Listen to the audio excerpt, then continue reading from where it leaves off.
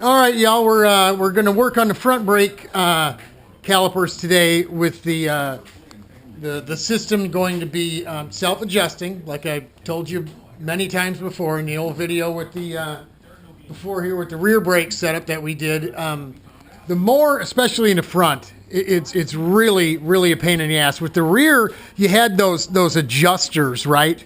That you could adjust air gap just by looking at it, by sticking a wrench in either one of those adjusters and moving the brake pad and the adjuster it backs into right up close to the rotor at whatever air gap you liked, because it controls your pedal travel.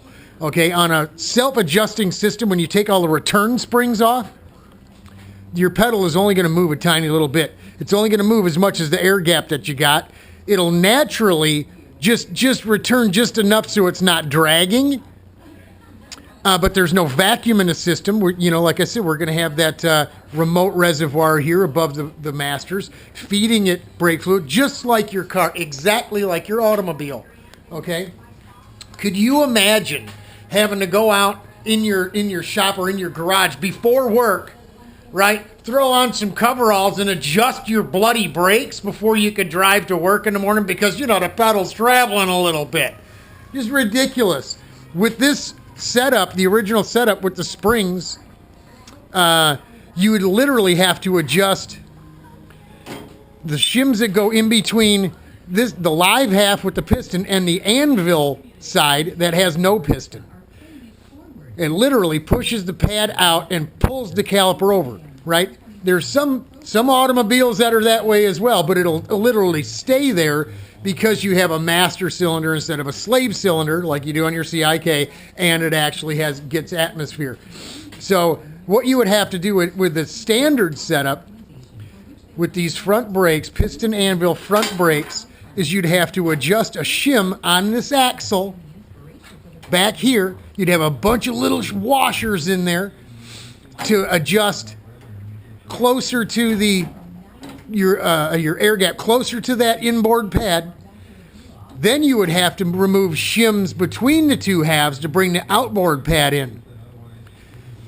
So it's a double pain in the ass. I mean, nice for guys who have low-powered carts that don't use any brakes, like this one. This one doesn't need too much for brakes. But I have them. I'm going to put them on. We're going to do it, and we're going to do this self-adjusting thing, so we won't even have to. The only thing we'll have to pay attention to is, are the pads gone yet? That'll be the only maintenance we're going to do.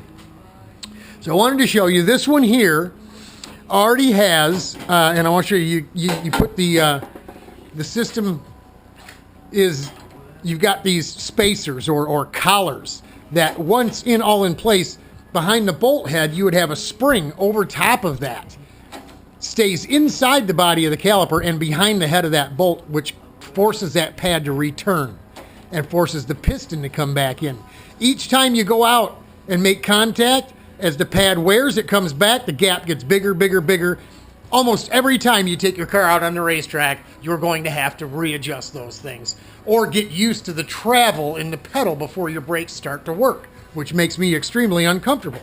So what we did is, like on the rears, we put O-rings in here, one on each end, one up close on the inside, one out by the bolt head itself on that spacer inside there instead of a spring, and this is what you got. I mean, you see how obviously, but even if there was a spring in here, it would still jiggle and wiggle. Look, we're getting almost nothing here. Nothing. So what did we do? We're using the same O-rings we used on the rear. The hole is a little bigger in the back than it is here, the clearance hole for this whole system.